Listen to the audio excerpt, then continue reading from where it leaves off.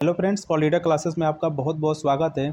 दोस्तों, क्या आपने सोचा है कि हमारी पृथ्वी के अंदर क्या है, इसकी संरचना कैसी है और कौन सा वह तत्व है जिससे हम भूकंप और ज्वालामुखी जैसे आपदा देखने को मिलते हैं। आज की सेशन में हम लेके चलते हैं पृथ्वी के आंतरिक भागों में।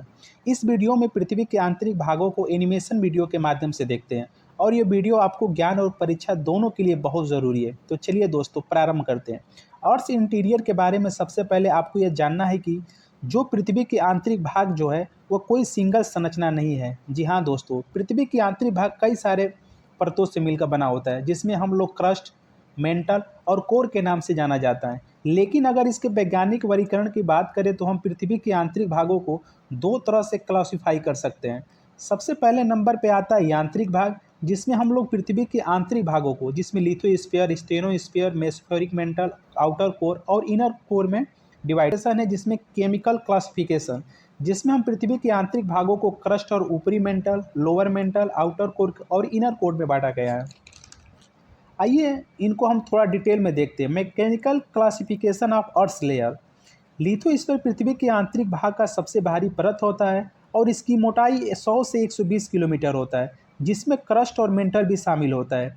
पृथ्वी का लिथोस्फीयर कई सारे भागों में बटा हुआ होता है, जिसे हमें टेक्टोनिक प्लेट कहते हैं और इस प्लेट की गति को टेक्टोनिक मूवमेंट कहा जाता है।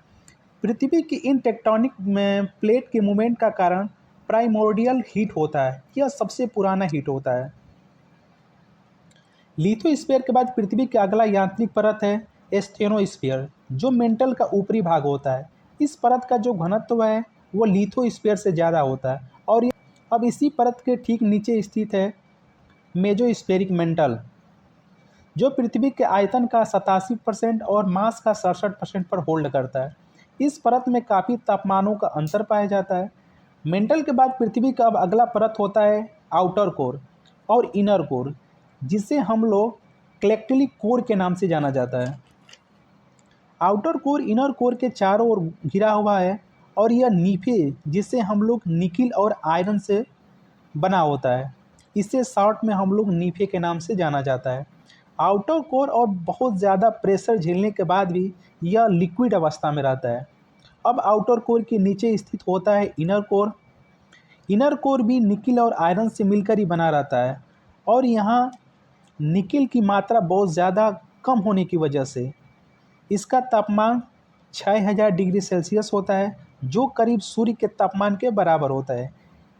लेकिन यहाँ एक्सट्रीम प्रेशर होने की वजह से यह परत ठोस अवस्था में पाया जाता है। मैकेनिकल डिवीजन के बाद हम लोग बात करते हैं chemical classification of earth interior के बारे में। क्रस्ट पृथ्वी के आंतरिक भाग का सबसे ऊपरी पार्ट होता है, जिसकी चौड़ाई 8 से 40 किलोमीटर के आसपास होती है। यहाँ आपको ध्यान देने की बात है, इसकी चौड़ाई महाद्वीप और समुद्र के लिए अलग होता है। ओशियन में क्रस्ट की चौड़ाई महाद्वीप की अपेक्षा कम होता है।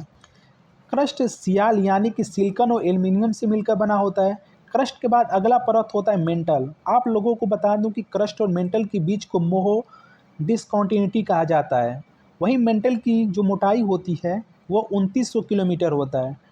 मेंटल को भी दो भागों में बांटा गया है। सबसे पहले ऊपरी मेंटल, उसके बाद आता है लोअर मेंटल और इसकी बीच की कॉन्टिन्यूटी को रपेट डिसकॉन्टिन्यूटी कहा जाता है।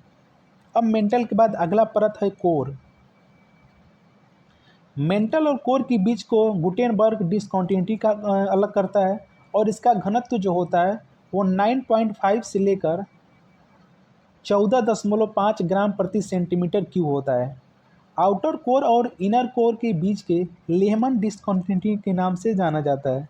तो ये था पृथ्वी के आंतरिक भागों की जानकारी। तो दोस्तों, वीडियो कैसा लगा? अच्छा लगा हो तो लाइक ज़रूर करें और ऐसे ही वीडियो देखने के लिए हमारे चैनल को सब्सक्राइब करें। बहुत